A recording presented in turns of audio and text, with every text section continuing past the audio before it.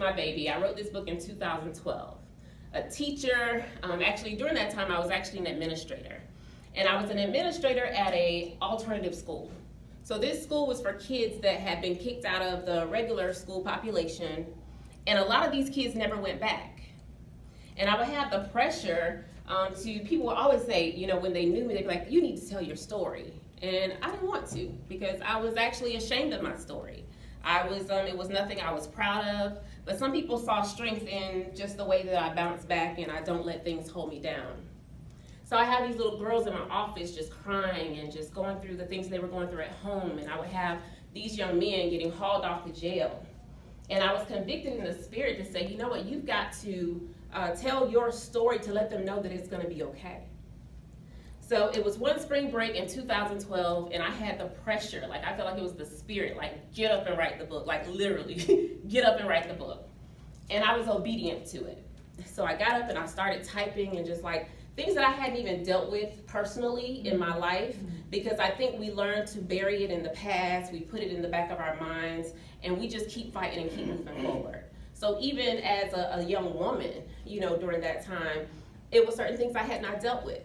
And in the Black community, a lot of us don't seek out counseling or mental health support or anything to deal with the trauma that a lot of the students that I was dealing with had gone through. So the pressure to write that book, I literally wrote this book in 24 hours. And I was up all night just writing, going as far as I can remember from just being a young girl and just growing up.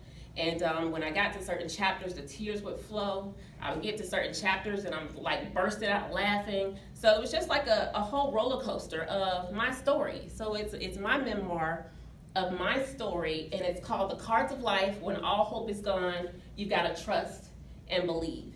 Because when you come from nothing and you come from a situation where life has just not dealt you a fair hand, it's easy to want to give up.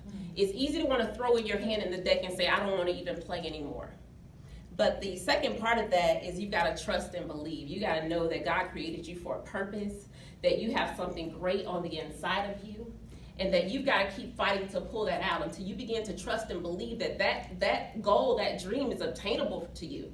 That whatever it is that you want out of life, if you're willing to put in the sweat equity, if you're willing to outwork other people, if you're willing to push past your circumstances, to stop blaming, stop using your reasons to fail as an excuse to not succeed, then you can absolutely conquer any and everything that you put your mind to. So not only do I think that this is my baby and it's my story, but it helped me to be vulnerable. Because I was worried about being judged and being talked about and on the ropes to becoming an administrator well up in the district. And it helped me to like be vulnerable, so my students began to be like, oh my God, Dr. Pooler, that's my story.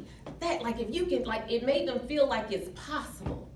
And so that's what I want to be able to take place. I want kids to see literature in schools that remind them of their story, that lets them know that life can be more than what you want it to be or what the current situation is, but you are able to write the story and change the chapter. So this is Dr. Erica Pooler, your global educational consultant, and I look forward to working with you to help your at-risk youth achieve more.